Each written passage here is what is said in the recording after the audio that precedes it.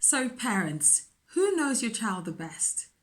If you said you or a partner or somebody else, that's the problem.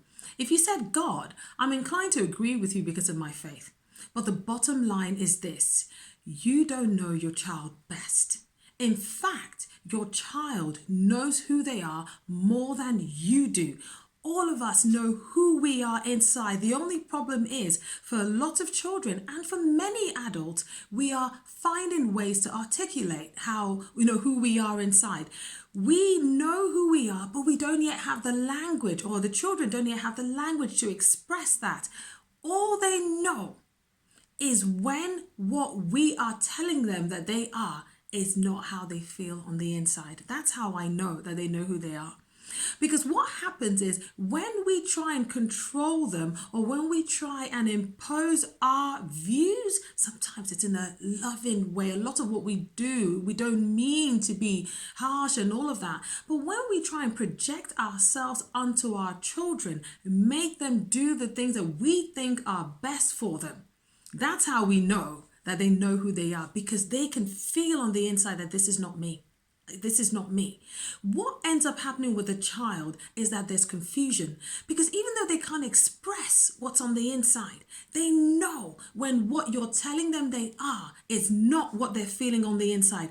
But they love, and a lot of times they trust you. So that causes confusion.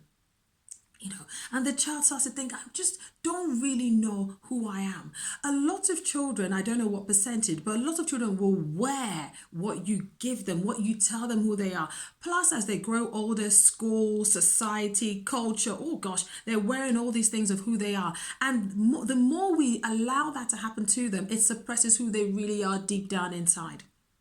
And that's why you see adults walking around today not knowing who they really are, knowing that they're not living the lives that they are supposed to, because that thing of who they really are is buried deep inside, and they're on this journey of unraveling and discovering.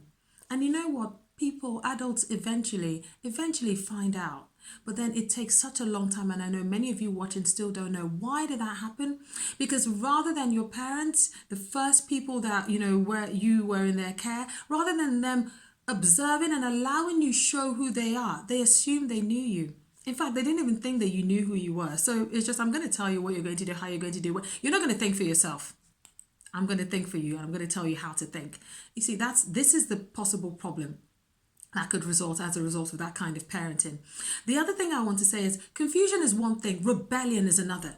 You have children because you are imposing or projecting this thing on them that isn't really who they are. They can't express who they are, but they know that this is not them. They rebel. They push back, they attack, and then you have what you might end up with, an angry teen, and you wonder why. Just because they haven't been allowed to be themselves.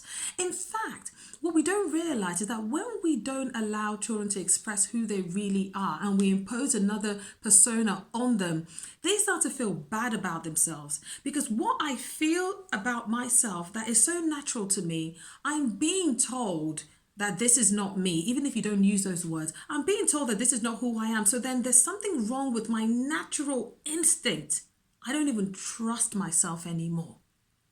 Guys, there's so many implications of this kind of controlling type of parenting. I always say, let your child show you who they are. And that requires you observing, that requires you allowing. This is not about letting your child do whatever they want to do. It's not being permissive. That's not the point. I hope you understand the point. Just be very careful about imposing who you think they should be.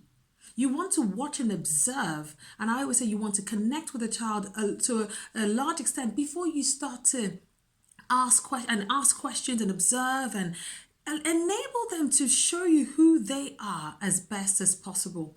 Okay, so I hope we've got the point. Let's keep thinking about that. How are you approaching your children? What perspective? From the perspective of you know them the best?